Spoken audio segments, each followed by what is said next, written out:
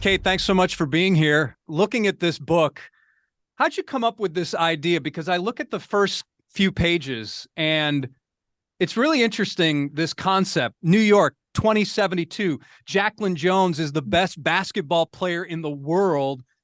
She can dunk. Her outside shot, nobody's seen anything like it. And she has just signed a $100 million contract extension. How did you come up with this? And what are the odds that by 2070 we'll have a player, a women's player like this?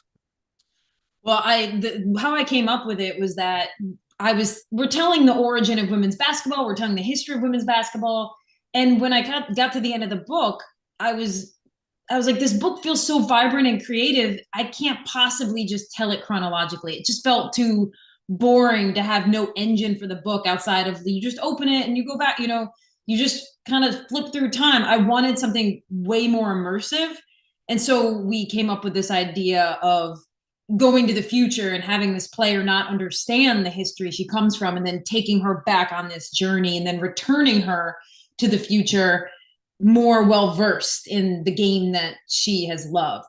Do I think there's going to be $100 million player in 2072 in the women's game? Honestly, I hope not, because I don't necessarily think that the women's game should follow the men's model. We could get on a separate tangent about that, but I don't necessarily know that I think $100 million contracts are the marker of success, although it was the only one I could write into this book that I think everybody could understand. Like, well, if salaries are that big, then they're a success. But I would imagine if women ever got to the point where their league was infused with billions of dollars, they would probably do more good with it than the men's leagues currently do. But that's a long-winded way of saying I think the game is growing, and I think women will be making millions of dollars in these next generations. All right, so you have touched on it a little bit there. Because Jacqueline takes this step back in time and you write about so many historical figures, is there one historical figure that you wish you could have seen in their prime with your own eyes?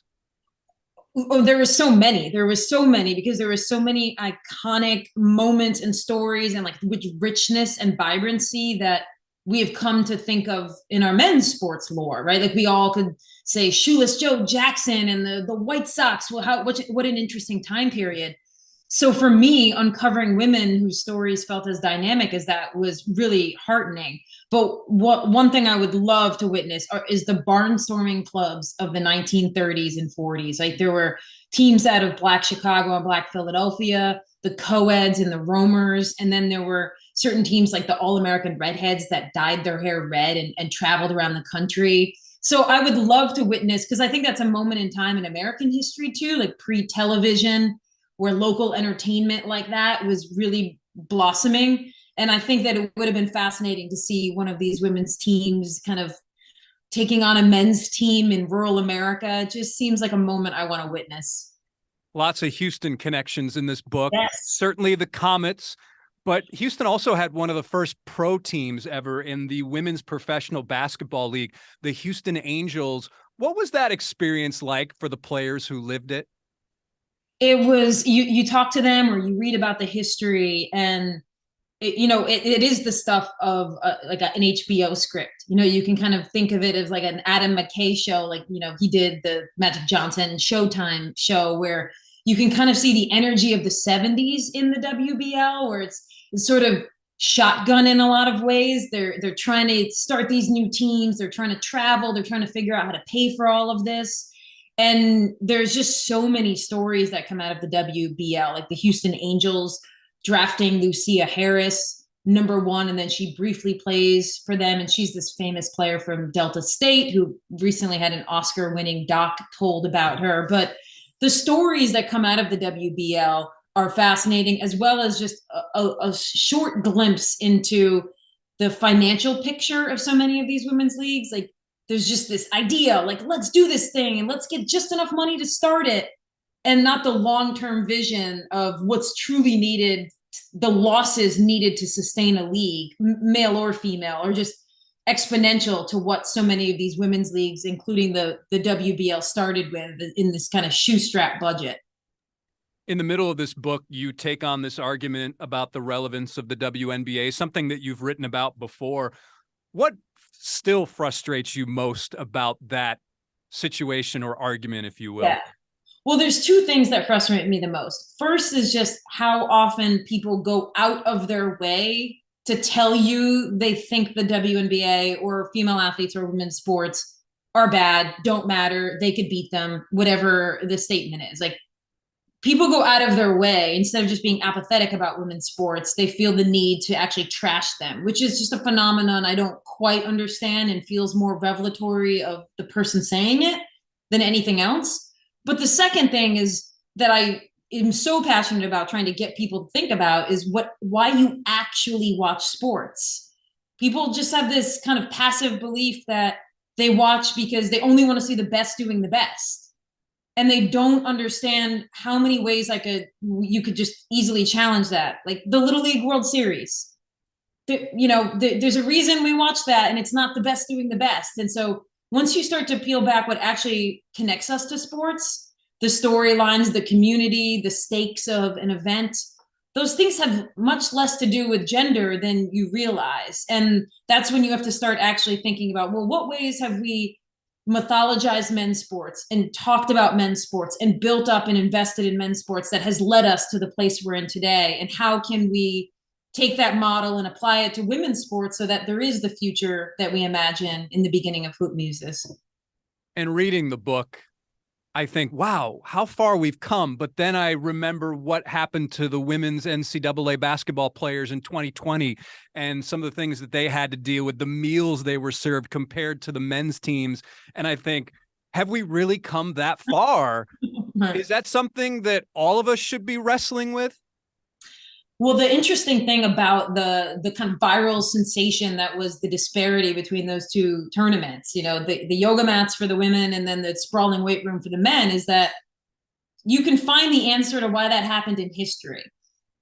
Just simply understanding that the NCAA has never been a benefactor of women. They tried to strike down Title IX. They wanted men's sports to just be the sole provenance of the NCAA, and it was only in the fact that they couldn't overturn Title IX that they decided the next best thing was to govern it themselves so that they could limit resources given to women. And so, but I think seeing things like what happened in the bubble tournament disparity leads you to then question, well, what is the NCAA doing? And what is its history that actually influences how it looks at women's sports now? And once you do that, then it leads us on a better path, because we can say, well, we understand what your history has been, NCAA, and like we want better, or we want more, or we want a different focus on the socio-cultural factors that have led us to this place. So I think that we have come far, but I think in the reason that I wrote Hoop Muses was the belief that understanding what got us here will help us get even farther and take that next jump forward. And on the cover, Megan Rapinoe says, "There is nothing like this book in existence." On the back, Chris Paul says, "The perfect gift for every basketball fan." When you see that, and you saw it before all of us, how did you feel when you saw those takes on this book? Well, I mean, one joke I like to make is like, just because there's nothing like this book in existence doesn't mean that it's good or bad, right? It's like, but I know Megan means it as in like, this book should exist, and it hasn't. And I think even just seeing Megan doesn't play basketball, but the willingness of other women across sports to be a part of this moment in linking arms and helping, using her cultural power to help tell the stories in another sport. And then Chris Paul, who is representative of an NBA and male athletes who recently have really recognized and shared their star power and their voices with the WNBA, and lending credibility that sometimes only male athletes can give women's sports in some people's minds, has really been a transformative moment for the W and for a lot of women's sports. And when I look through this book and I see the illustrations and how they pop, was that part of the plan, or did that come along with the process? Because it's a page turner. I mean, you see how these figures jump off the page and you just want to keep turning them. Was that part of your original plan, or did it just come about? No, it was part of the plan, because it's like after a lifetime in playing basketball and then covering sports at ESPN and other places, I felt like whenever I tried to talk about women's sports, it always had to be from like an angry or bitter point of view, or I had to talk about something political, and it was always kind of a downer. And I was like, and it never changed people's minds, right? You can tell them to care. And I decided this book was going to take a completely different tact. Instead of trying to tell people women's sports were fun and joyful and they should care, I just thought, you know what, I'll make a book with care, and I will make it joyful and vibrant and representative of what this game feels like for women. And maybe that will help people see that the value and the love and the vibrancy that exists in this world. It is Hoop Muses, an insider's guide to pop culture and the women's game. Kate Fagan, thanks for being on Sports Extra. Thanks for having me.